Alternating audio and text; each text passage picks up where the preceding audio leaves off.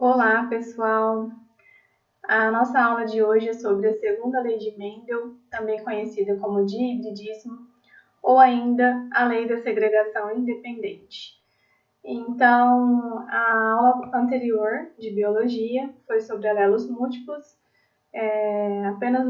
foi apenas uma breve introdução sobre esse assunto, esse padrão de herança, e hoje eu vou explicar para vocês de forma resumida sobre a segunda lei e alguns casos, como alelos múltiplos, o padrão de herança da cor da pelagem dos coelhos. E o que o Mendel tentou?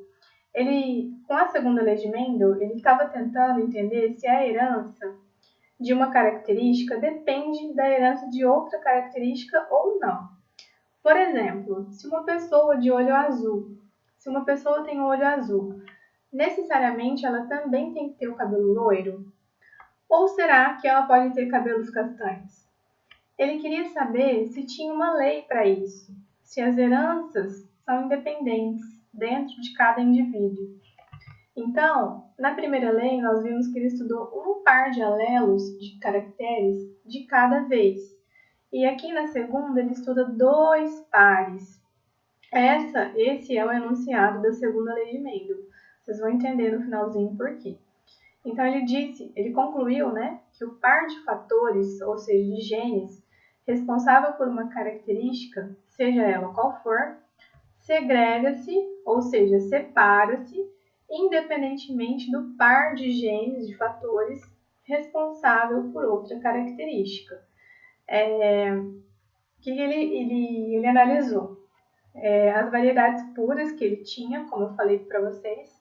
Variedade pura, ela pode ser homozigota dominante ou homozigota recessiva. E ele pegou como padrão de herança a cor e a textura. Então, por exemplo, a cor. Ele sabia que a cor amarela era dada por alelos dominantes, Por exemplo, aqui, o alelo vezão dá amarelo. E o recessivo, a cor verde. E além da cor, ele analisou a textura da semente. Então, ele viu que o alelo Rzão, dominante, dava textura lisa para a semente. Então, na geração parental, quando ele cruzou uma semente amarela, homozigota dominante, com uma verde, homozigota recessiva, para os 2 pares de alelos, tirando os gametas que cada uma produz, ele viu que a geração F1 continuava dando sementes amarelas e de textura lisa, ou seja, esse padrão de herança é o dominante. Como que a gente faz a autofecundação da geração F1 para achar os 16 descendentes da geração F2? Então, aqui eu tenho o par heterozigoto da geração F1. Eu preciso combinar esse par de alelos com esse par de alelos. Então, eu venho aqui, até fiz um chuveirinho aqui para vocês. O Vzão eu combino com o Rzão e o Vzão eu combino com o Rzinho, ou seja, a primeira letra desse par eu combino com as 2 letras do outro par. A segunda letra também combinada com as 2 letras do outro par. Então, aí eu coloquei os gametas que essa planta produz. Então, aqui, Vzão, Rzão, tá aqui embaixo. Vzão, Rzinho, tá aqui embaixo. Vzinho, Rzão, aqui, e Vzinho, Rzinho. Certo? Bom, jogando isso na tabela, o quadro de Punnett, os gametas da geração F1. Então, autofecundando a geração F1, isso vezes isso, eu achei os gametas que cada um produz, no caso é igual, porque os genótipos são iguais, e jogo na tabela. Jogando na tabela, eu vou fazer as combinações, Vzão, Vzão, Rzão, Rzão.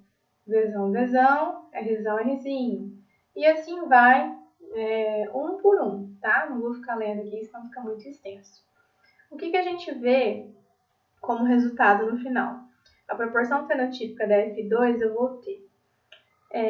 Eu sei que o alelo Vzão dá sementes amarelas e o alelo Rzão da semente de textura lisa. Então, eu vou contar quantos Vzão, Rzão eu tenho aqui, que no caso vai dar 9 de 16 descendentes. Depois eu vou contar quantos Vzinho com Rzão que eu tenho. No caso, dão 3. Então, 3 sementes verdes que o Vzinho dá, né? E o Rzão da semente lisa, aqui. Aqui esse eu pulei, né? Para dar amarela e rugosa, tem que ser o quê? Vzão e Rzinho. Então, eu vou contar quantos Vzão com Rzinho eu tenho. No caso, são 3. Aqui, ó. 1, 2, 3. Então, eu tenho 3 sementes amarelas e rugosas. E eu tenho apenas uma semente verde e rugosa. O que a gente conclui? A segunda lei de Mendel, ela sempre vai ter esse resultado aqui, essa proporção fenotípica. 9 para 3, para 3, para 1. Vocês podem perceber que ela é mais extensa, porque a gente não está analisando só uma característica, e sim duas características ao mesmo tempo. Então, essa proporção mendeliana aqui, ela é constante para a segunda lei de Mendel, tá? O que eu sugiro para vocês? Façam esse cruzamento, né, essa combinação no caderno, para vocês testarem a combinação de um por um. Depois vocês venham aqui e confiram, tá? Com isso, o Mendel chegou nessa conclusão da segunda lei de Mendel, que foi o que eu li para vocês. Que o par de genes, né, de alelos, responsável por uma característica, por exemplo, a cor, segrega-se, ou seja, separa-se, independentemente do par de fatores de genes, de alelos, responsável por outra característica. No caso, a textura, por exemplo. E aí, gente, o Mendel ele não sabia da meiose na época em que ele fez os seus experimentos. Mas, com o estudo dessas proporções, ele conseguiu identificar que o par de alelos, que é responsável pela determinação da cor, ele vai se separar independentemente do par de alelos responsável pela textura. Então, a herança de uma característica não depende da herança de outra característica, tá? Um par independe do outro. Então, a pergunta que eu fiz, se uma pessoa de olho azul, ela necessariamente tem que ter o cabelo loiro? Não. O gene que dá o olho azul, ele não está grudado no gene que dá o cabelo loiro. A pessoa pode ter o cabelo castanho, o cabelo preto. Certo?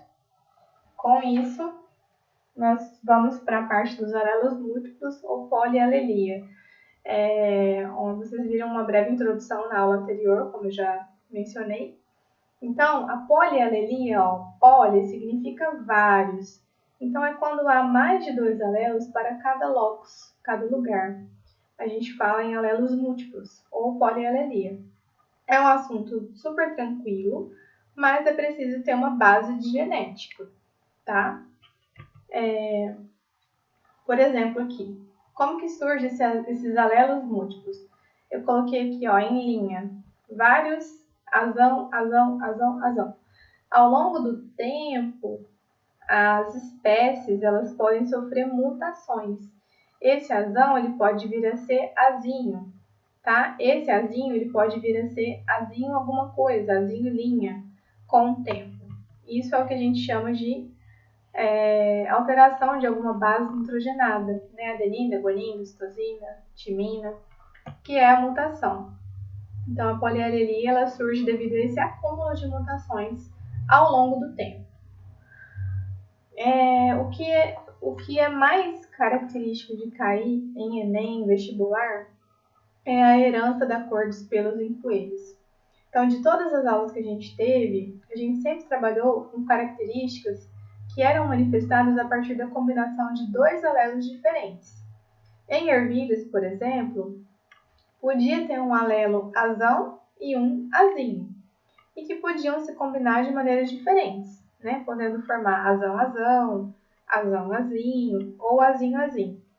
Tudo bem, mas era sempre 2 alelos, ou o Azão ou o Azinho, ou o Bzão ou o Bzinho, ou o Czão ou o Czinho, enfim, não faz diferença.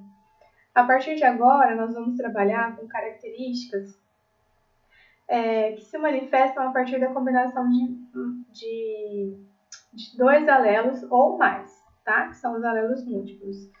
E o exemplo clássico é essa situação dos coelhos. Nós temos 4 alelos diferentes que podem se combinar de 2 em 2 para dar a característica do coelho. Como assim? Há 4 tipos de pelagem para os coelhos. Então, a gente tem o padrão selvagem ou agouti, ele é mais escurinho.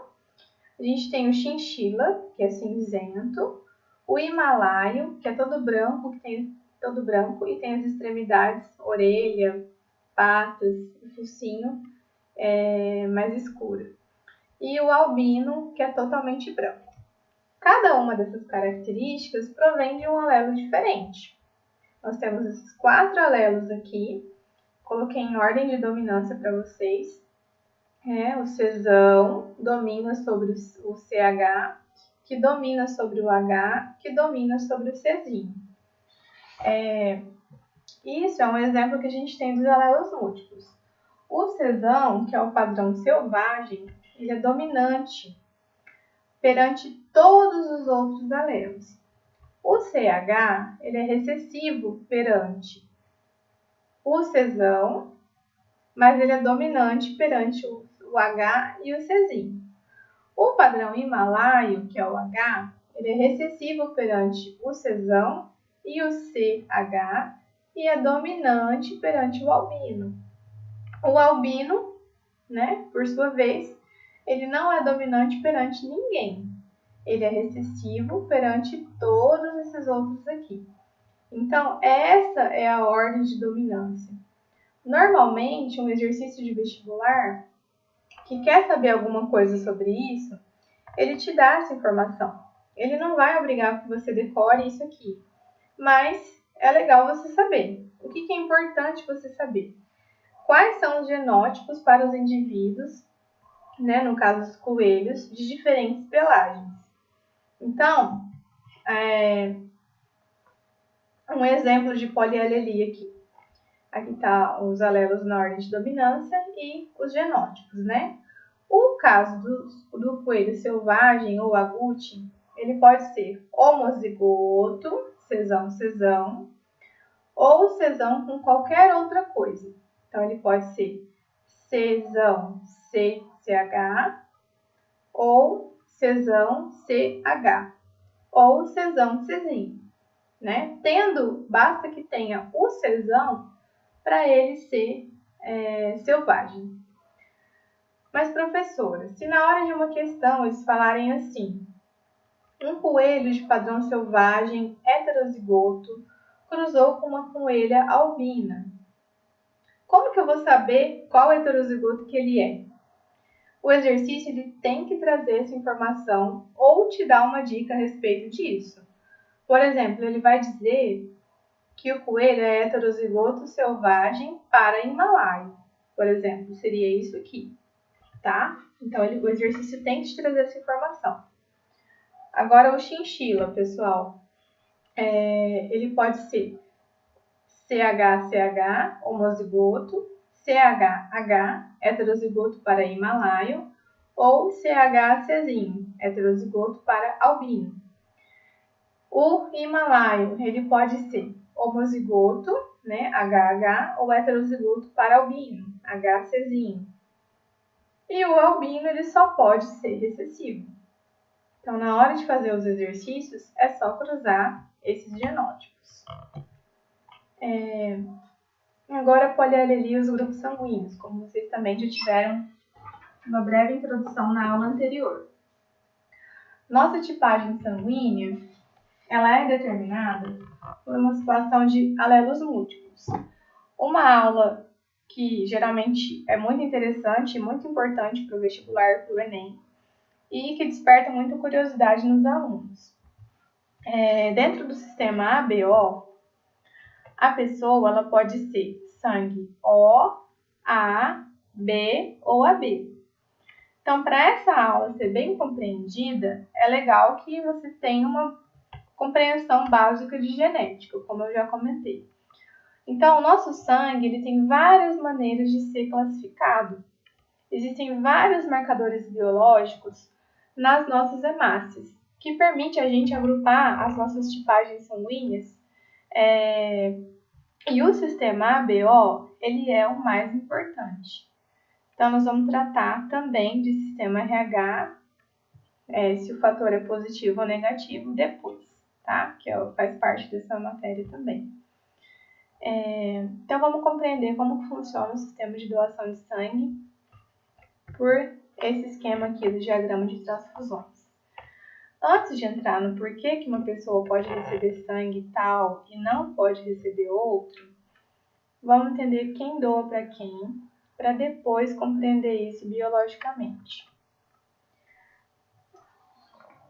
Por enquanto, você vai esquecer o lance do fator RH, positivo e negativo. O que você tem que recordar? Que o O, ele doa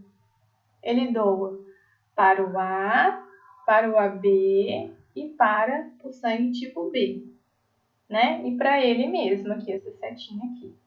Lembrando que essas setinhas, elas estão indicando um receptor do sangue.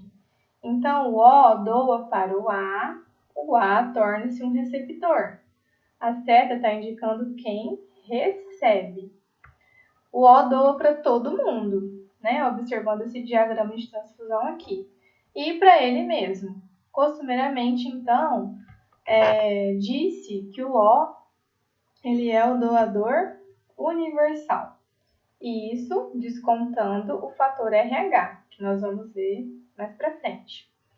Então, o indivíduo que tem sangue A, além de poder doar para ele mesmo, ele vai poder doar para o AB. O indivíduo que é B, a mesma coisa, doa para ele mesmo e para o AB. O AB só pode doar para ele mesmo, tá?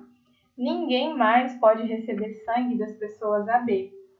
Então, por isso, ele não pode doar para ninguém, ele recebe de todo mundo. Ele é chamado de receptor universal. Você tem que ter noção, né? Você tem que ter bem claro isso na sua cabeça. O sistema BO ele se manifesta por uma característica genética de alelos múltiplos. Então, nós temos mais de 2 alelos para o mesmo locus. Estamos trabalhando com 3 alelos diferentes. No caso aqui, isão A, isão B e isinho. O isão A e o isão B eles são iguais. Eles têm codominância entre si. E os dois apresentam característica de dominância sobre o alelo isinho, que é recessivo. Então, observando essa tabela aqui, uma tabela clássica, você sabe o seguinte, que o fenótipo ele é a característica genética que vai se manifestar no indivíduo, que pode ou não ter alguma ação do meio ambiente. Quais são os fenótipos possíveis para a tipagem sanguínea? Ou o indivíduo é sangue A, ou ele é B, ou ele é AB, ou ele é do tipo O. E quais são os genótipos possíveis dentro desses fenótipos que eu acabei de falar? Estão aqui, ó. O indivíduo que é sangue A, ele apresenta 2 genótipos possíveis. Ele pode ser isão A ou isão A, isinho, né? Pode ser homozigoto ou heterozigoto. O sangue B, a mesma coisa. O sangue AB, ele sempre é heterozigoto. Ele vai ter os 2 alelos de característica dominante. E o indivíduo O, ele sempre vai ser homozigoto recessivo. Então, se aparecer no vestibular da seguinte maneira, o indivíduo tem o padrão homozigoto recessivo. O único caso é o sangue O, né, que é isinho. Agora, por que o indivíduo pode doar para um e não pode doar para o outro? Ou receber de um e não receber do outro? Isso se deve à característica das glicoproteínas, que a gente tem nos glóbulos vermelhos, né, nas hemácias. Na membrana das hemácias, né, dessas células do sangue, nós temos uma série de proteínas, entre elas a hemoglobina, que carrega o oxigênio. Mas essas proteínas ajudam a reconhecer que tipo de sangue que é. Essas glicoproteínas elas vão atuar no sistema BO e a gente pode chamar elas de aglutinogênio, que são os antígenos. As pessoas que têm sangue do tipo A têm glicoproteína, aqui ó, tem glicoproteína, um aglutinogênio, né, um antígeno do tipo A, em volta da hemácia, em volta do glóbulo vermelho. Pessoas do tipo B têm outro tipo de aglutinogênio, de antígeno. O aglutinogênio que usualmente a gente chama de B, né, glicoproteína do tipo B. A pessoa do tipo AB, ela vai ter os dois tipos de aglutinogênio ao mesmo tempo, né, representado aqui pela figurinha. Então, ela vai apresentar na superfície da hemácia aglutinogênio do tipo A e do tipo B. A pessoa do sangue O não tem essa glicoproteína, não tem esse aglutinogênio ao redor da hemácia, né? Não tem nenhum tipo de aglutinogênio. Então, por que o cara de sangue O pode doar para os outros? Porque ele não tem nenhuma glicoproteína, nenhum antígeno de reconhecimento no seu sangue. Então, por exemplo, eu sou o sangue O. Se eu doar o meu sangue para uma pessoa A, quando o meu sangue cair na corrente sanguínea dessa pessoa, o sistema imunitário dela olha para os glóbulos vermelhos e não encontra nenhuma proteína estranha. E aí vai deixar o sangue passar, numa boa.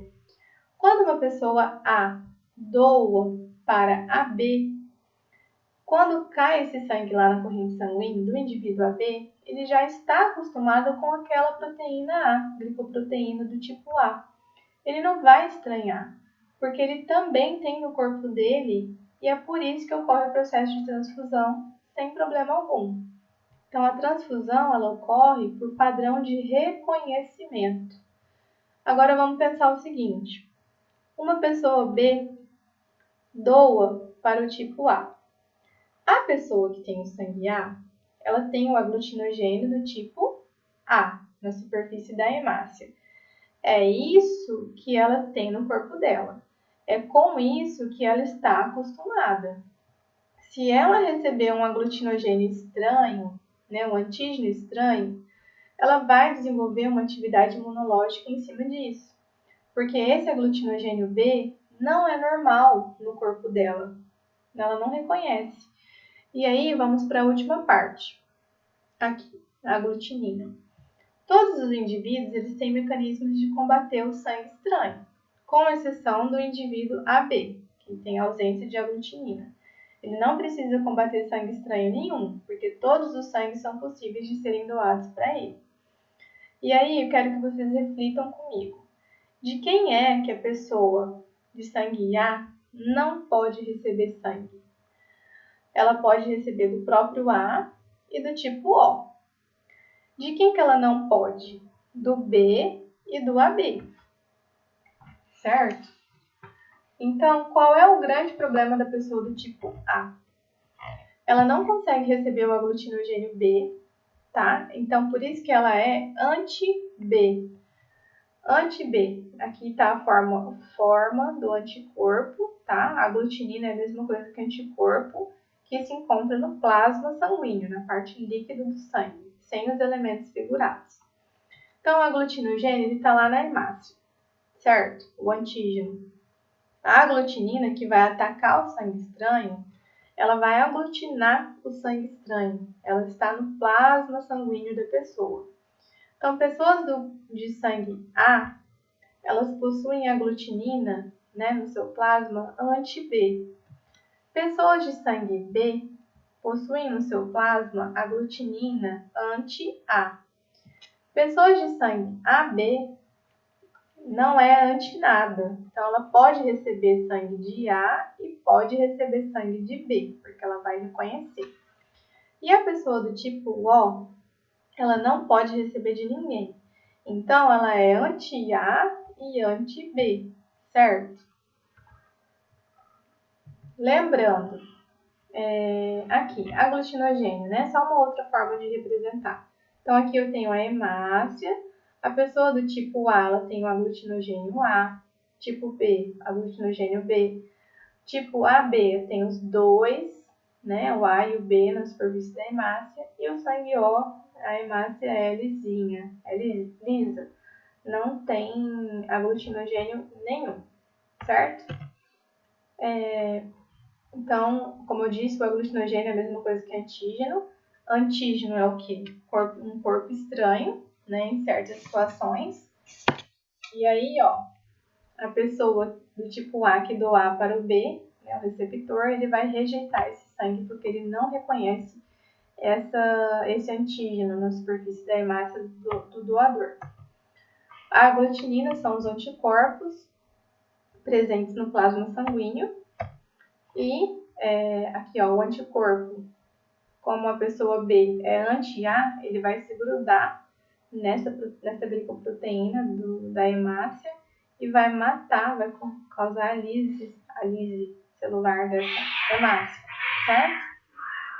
Participação de um gato aqui fora, relevem. Sob o ponto de vista da imunologia, as glicoproteínas na superfície da hemácia, elas podem ser chamadas de antígeno. Então, certo? Substância que tem um caráter estranho no nosso corpo. Contra o antígeno, nós vamos produzir um mecanismo de defesa, que são os anticorpos, tá? Que estão no plasma sanguíneo. Então, a aglutinina que nós temos é o anticorpo para combater esse antígeno, neutralizar esse antígeno. Aqui uma tabelinha, uma outra forma mais resumida de representar os fenótipos e os genótipos do sistema BO. Vamos para fazer um exercício aqui, rapidinho, da Universidade Federal do Rio Grande do Sul, 2017. Um casal tem 2 filhos. Em relação ao sistema sanguíneo ABO, um dos filhos é doador universal e o outro receptor universal. Considere as seguintes possibilidades em relação ao fenótipo dos pais. Então, ó, um filho é doador universal, ou seja, ele vai ser do tipo O.